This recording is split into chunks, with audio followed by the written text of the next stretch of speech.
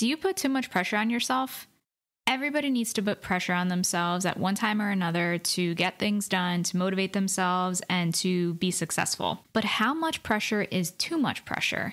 And if it is, how do you get yourself out of this cycle and this trap of putting too much pressure on yourself? That's what we're going to talk all about in today's episode. So stay tuned if this is something that you're interested in learning more about. So how much of the pressure that you put on yourself is healthy, and how much of it just results in more stress, tension, and anxiety? It can be especially easy to put pressure on yourself when you struggle with high functioning anxiety. That's because you might tend to be a perfectionist and have really high expectations for yourself. And that might come from the fear of failure or judgment or making mistakes. The reason why putting a lot of pressure on yourself and having these expectations can be really uncomfortable is because your anxiety makes you so afraid of the outcome. So it makes you so afraid of, what if I don't do well? Or what if this isn't good enough? And, this happens for me sometimes. It's happening right now when I'm recording this podcast episode. I'm putting pressure on myself to make this a good episode. And so then part of me feels afraid, well, what if this episode sucks? What if it doesn't come out the way I wanted to? What if people don't understand what I'm trying to say? And so all of those what ifs and those fears can make it so that you are starting to feel uncomfortable, you're starting to feel anxious, and then it makes it harder to actually do well. So in reality, the pressure that you're putting on yourself a lot of times, especially when it's resulting in that anxiety, that discomfort, and that fear and tension, it actually makes you perform worse. And that's because when you're putting pressure on yourself, your emotions are heightened. And especially if you're feeling anxious, your body might be in fight or flight. And so your body and your mind are just looking out for safety. And when your body is in that state, it's really hard to think properly. It's hard to feel relaxed and calm, and it's hard to do your best. So in reality, we think that pressure and putting a lot of pressure on ourselves is going to motivate us, but it actually makes it harder to do work, to be authentic, and to feel confident because there are these unrealistic expectations in addition to the emotional arousal that occurs. And that combination just makes it so that you might start to freeze. You might start to procrastinate because you're feeling uncomfortable and doubtful. You might start to overthink or overanalyze things. And all of these things are a consequence of that pressure that you're putting on yourself and those expectations that you have for yourself. So we're going to talk all about this in today's episode and what you can do about it. So how do you know when you're putting too much pressure on yourself, and how do you cope with that and change that pattern? So first, let's talk about what pressure is. So pressure can result when you get an idea in your head or you have a belief, such as I need to be successful, I need to accomplish these certain things by a certain age. Maybe it's I need to get married, I need to have children. Whatever those beliefs are, they're only thoughts and expectations, but they can often feel so real and so necessary because of the pressure that you experience from yourself. And a lot of times this can stem from social pressure and expectations. So maybe it's the beliefs of your parents, your partner, or what you see all of your friends doing. As humans, we're so easily influenced by people around us, especially those that we care about, because this is a part of surviving. As humans, we're social creatures, and evolutionarily, we survived by being in groups and tribes.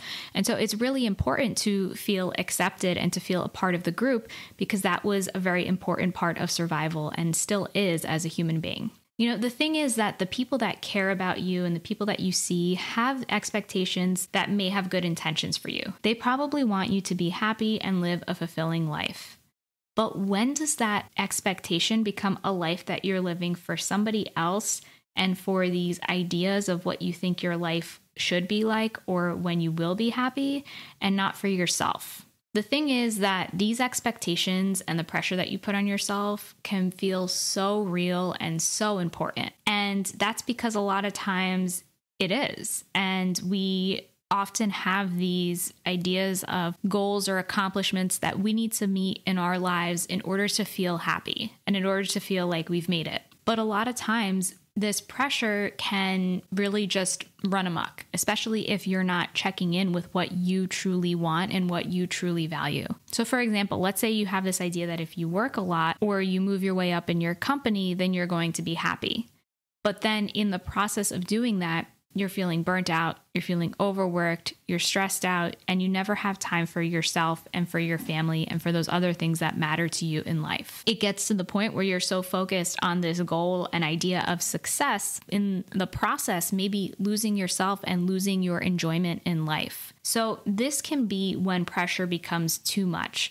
When you lose sight of the experience and the enjoyment of the present moment for some abstract future goal. It's when you feel a lot of tension, stress, and anxiety a lot of the time. And it's when you feel uncomfortable and fearful if you're not putting this pressure on yourself. So you feel like the only way you can be successful is if you're putting all of this pressure on yourself and being hard on yourself. That can often mean that you're putting too much pressure on yourself. And the thing is that it's really a double-edged sword, because you fear that if you don't put pressure on yourself, then you're not going to be successful or you're not going to accomplish your goals. Then at the same time, putting that pressure on yourself makes it harder to feel happy and successful in your life. So pressure can really come from two sources. So there's the external pressure that I spoke about, which might be from sources other than yourself. So that could be media, society, family, friends, social media, or the news. And then there's internal pressure. So these are the expectations that you create yourself. The thing is that this internal pressure is what you're responsible for, and this is what influences your mood and the things that you do. External pressure can really contribute to and influence the internal pressure that you put on yourself. But at the end of the day, the internal pressure is the stuff that makes you suffer and the stuff that makes you feel stressed and anxious, because it's that vicious cycle that you're creating yourself as a result of your thoughts, your beliefs, and the things that you feel like you have to do. So how do you deal with this pressure? One important thing is to take time to reflect. You can't address the pressure in your life without first identifying it.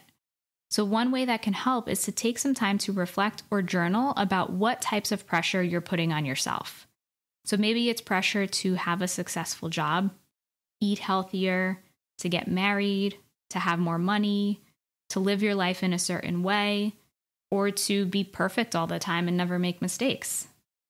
I want you to really think about what your expectations are for your life and how you may be putting undue pressure on yourself to meet these expectations. Now, once you've identified the types of pressure that you put on yourself, then you can start to reflect on where these beliefs come from. So, identifying where those beliefs come from can really help you to understand what contributed to this pressure that you're putting on yourself. Do your parents have the expectation that you need to have a specific career or job in order to be happy? Or maybe you see all of your friends getting married and you feel the pressure to do so yourself? As silly as these thoughts may sound, they're all too realistic when it comes to the social pressure and expectations that can influence how you view yourself and your life. And ultimately, you're the one who's responsible for the choices that you make and the pressure that you put on yourself in your life. So another place that pressure might come from are what are called self-fulfilling prophecies. Wikipedia defines these as, quote, a prediction that directly or indirectly causes itself to become true by the very terms of the prophecy itself, due to positive feedback between belief and behavior, unquote. So an example of this might be that, let's say you got good grades as a child, and your parents and teachers reinforced the belief that you were smart. And the children in class who didn't do well may have had the belief reinforced that they weren't smart. And the teacher and parents might have treated these students accordingly. So as a result, the students come to think of them as the adults think of them. So for example, if your parents always told you you're so smart, or your teachers reinforced this growing up, then you're going to see being smart as a big part of your personality, and vice versa. If you were told that you weren't smart, or let's say weren't good in math, or you didn't do well in this, then these beliefs can become deeply ingrained, and you might view yourself as either smart or not, depending on the reinforcement of these beliefs. So it can help to think if you've experienced any of this reinforcement in your life. Have you ever performed well or not well and were labeled as such, and then you kept this label that kept you trapped in this belief and this expectation of yourself? So some examples of labels or self-fulfilling prophecies might be whether you're smart or intelligent. Maybe one might be that you don't do well in school, if you perform poorly, if you were seen as a troublemaker or a criminal, if you were seen as a high achiever, or if you were seen as lazy. So all of these are just labels of static behavior and expectations that people have put upon you and then you've put upon yourself. So the problem with these labels is that they are not you. The only constant in life is change. And to put these static expectations on yourself is unrealistic and can actually keep you trapped. Now, before we move on, if you want to learn more about my step-by-step process to say goodbye to overwhelm, then make sure you click on the links in the show notes or go to calmlycoping.com/overwhelm. I have a free guide that's going to help you dive deeper on how to get all of those thoughts and overwhelming what ifs out of your head. And this guide will walk you step by step through the process to completely organize your tasks and thoughts so you can prioritize what's most important and take intentional, focused action. So make sure you click on the link in the show notes or go to calmlycoping.com/overwhelm.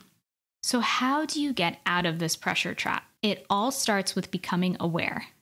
So I'm going to break down the practice of identifying and acknowledging the pressure traps that you've created for yourself. So step 1 is to identify the pressure and expectations that you've put on yourself. So this is what I discussed previously when I talked about journaling and reflecting on this pressure. So what are the expectations that you have for your life and these big goals and aspirations? And then number 2 is to identify the source of these pressures. So does this pressure come from external sources or labels that other people have put upon you? Or does this pressure come from internal sources or labels that you have reinforced in yourself? So the thing to remember is that at the end of the day, you are responsible for the pressure you put on yourself and for the actions that you do as a result. And then step number 3 is to journal and reflect upon how are these pressures and expectations limiting you? How are they causing you to stress yourself out and burn yourself out? Reflection is such a helpful tool for really noticing and challenging the unconscious patterns that we constantly live our lives repeating. Oftentimes, it can be easy to be afraid of change and facing these patterns so that you continually avoid looking at them. I'm guilty of this myself, and when I can find the time to reflect on my beliefs and expectations for myself, it's so immensely helpful. Because it's easy to get stuck in that blind cycle of not really understanding where your motivations are coming from until you bring them to the light and really recognize what's going on. So it's important to remember that your beliefs, your expectations, and pressures are only thoughts. They're not facts and they're not reality. Oftentimes, we are our own toughest critics, and we cause so much undue suffering just because of how we think we, quote unquote, should be living our lives. So take some time to check yourself and check your beliefs, and you might be surprised at how much you live your life on autopilot just believing all of these thoughts to be facts. It can be a tough journey, but I know that you're more than capable if you're willing to put in the work. So let me know if you have any tips for dealing with the pressure and expectations that you put on yourself by sending me a DM on Instagram at TatianaGLPC. So your action step, just to wrap up, is to start to reflect and become aware as to how you put pressure and expectations on yourself. So step 1 is to identify the pressure and expectations that you've put on yourself. Step 2 is to identify the source of these pressures, how much of it is external and how much is internal. And step 3 is to reflect on how are these pressures or expectations limiting you and how are they causing you to stress yourself out and burn yourself out.